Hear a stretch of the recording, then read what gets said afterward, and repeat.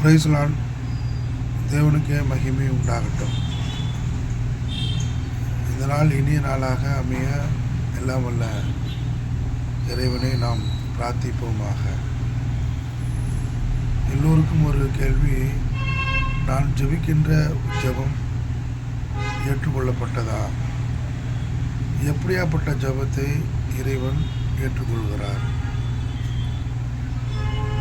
ஏனென்றால் ஆண்டவர் உண்மையான விசுவாசத்தின்படி ஜெபிக்கின்ற ஜெபம், எளிமையான ஜெபம் கண்டிப்பாக ஏற்றுக்கொள்ளப்படுகிறது. அதுவும் அதிகாலையில் 4:30 6 மணிக்குள்ளே அந்த அதிகாலை ஜெபம் ஏற்றுக்கொள்ளப்படுகிறது. ஏனென்றால் அந்த உலக இயக்கத்தின் ஓட்டமாக நாம் இருக்கிறோம்.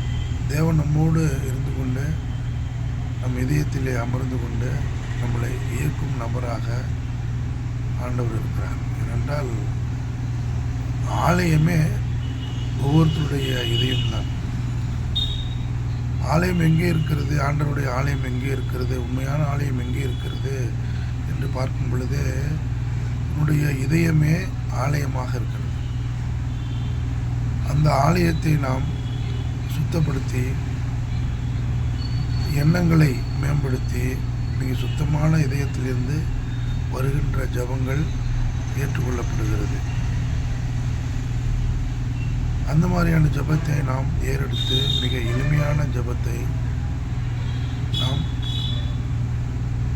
ஆண்டவரோடு இணைந்து ஜெபிக்க வேண்டும். ஏனென்றால் அவர் உனக்காக, உன்னுடைய குடும்பத்திற்காக பிதாவினிடத்திலே பரிந்துரை செய்கிறார். ஆண்டவர் பிதாவினுடைய வலது பாரிசத்திலே உட்கார்ந்திருக்கிறார். வலது பாரிசத்திலே அமர்ந்து நீங்கள் அனுதினமும் விண்ணப்ப ஜெபங்களை கேட்டு அதை பரிந்துரை செய்யும் நபராக இருக்கிறார். இன்னும் கூடுதலாக தேவ பாஷையிலே நாம் ஜெபித்தால் இன்னும் மிகவும் வல்லமையான ஜெபமாக இருக்கிறது. அந்த அந்நிய பாஷையிலே நாம் ஜெபிக்க பழகிக்கொள்ள வேண்டும். இவர்கள் ஜெபிக்கின்ற ஜெபங்கள் கூடுதலான ஜெபமாக இருக்கிறது. ஏனென்றால் இறைவனுடன் உரையாடும் பொழுது, அந்நிய பாஷையிலே உரையாடும் பொழுது நம்மை கெடுக்கின்ற, எப்போது சாய்வான் என்று பார்த்து கொண்டிருக்கிற அந்த சைத்தானுக்கு நாம் பேசும் அந்நிய பாஷை புரியாது. ஏனென்றால் நீங்கள் ஆண்டவரோடு ஒரு ஒப்பந்தம் போட்டுக்கொண்டு வாழ்க்கை நடத்தி கொண்டிருக்கிறீர்கள். உங்களுடைய அடுத்த கட்ட ஒரு நிகழ்வுகள் என்னவாக இருக்கும் என்பதை சைத்தானாலும் தெரிந்து கொள்ள முடியாது. ஏனென்றால் நாம் ஆராதிக்கின்ற அந்த ஜெபங்கள் அந்நிய பாஷை ஜெபமாக இருக்கும் பொழுது அந்த அந்நிய பாஷை ஜெபத்தை அவன் புரிந்து கொள்ள முடியாத மூடனாக அந்த சைத்தான் இருக்கிறான். ஏனென்றால் நம்மளுடைய அதிகாரத்தை பறித்து கொண்டு அவன் தன் ஆயிலை கூட்டி கொண்டு இருக்கிறான். ஆகவே இந்த சாத்தானுடைய வல்லமை குறைய வேண்டும் என்றால் நாம் ஆண்டவரோடு ஜெபத்தோடு அனுதினமும் பயணிக்க வேண்டும். ஜெபிக்கின்ற வீட்டை பாருங்கள், அவர்கள் ஐஸ்வர்யத்திலே எந்தவித குறைபாடும் இல்லாமல் இருக்கிறார்கள். இரட்டத்தனையான சிந்தனை உள்ளவர்களுடைய ஜெபங்கள் ஏற்றுக்கொள்ளப்படுவதில்லை. சடங்காக, ஒரு கடமையாக ஜெபிக்கின்ற ஜெபங்கள் ஏற்றுக்கொள்ளப்படுவதில்லை. ஆபத்தில் தேடும் அந்த ஜெபத்தை நாம் ஏற்றுக்கொள்ள நடப்பிக்க வேண்டும். ஏனென்றால் ஆபத்திலே நாம் தேடும்போது ஆபத்திலே மிகவும் நாம் மறந்து விடுகிறோம். நாம் 3ஆம் நபர்களை தேடி அலைந்து கொண்டிருக்கிறோம். படைத்தவன் உன்னில் இருக்க நீர் பாகாலை வணங்குவதேன் என்று ஒரு பாடலே இருக்கிறது. படைத்தவன் நான் இருக்க நீர் பாகாலை வணங்குவது ஏன்? அதிகாரத்தில் நான் இருக்க அதிகாரமற்றவர்களை நம்புவது ஏன் என்று ஒரு பாடல் இருக்கிறது.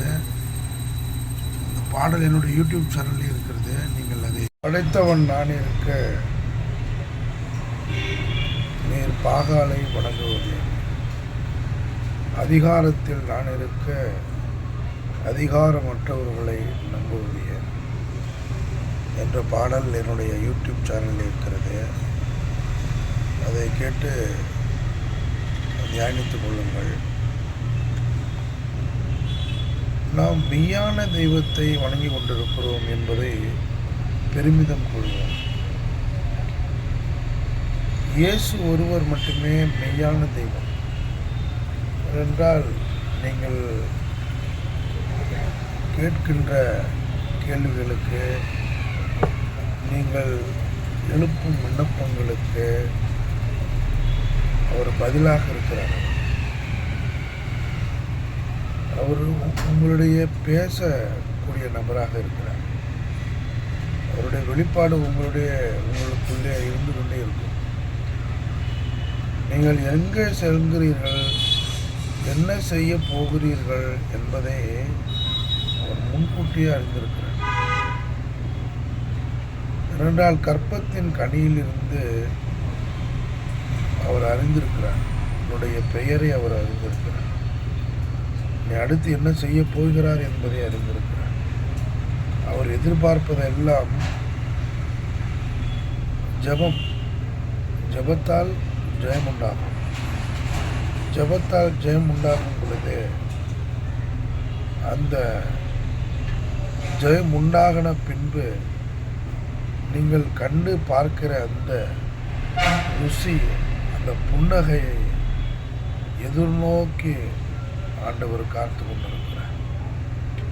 ஆகவே தொடர்ந்து அதிகாலை பொழுதிலே செவியுங்கள். ஆண்டவருடைய ஆசீர்வாதத்தை பெற்றுக்கொள்ளுங்கள். Praise the Lord.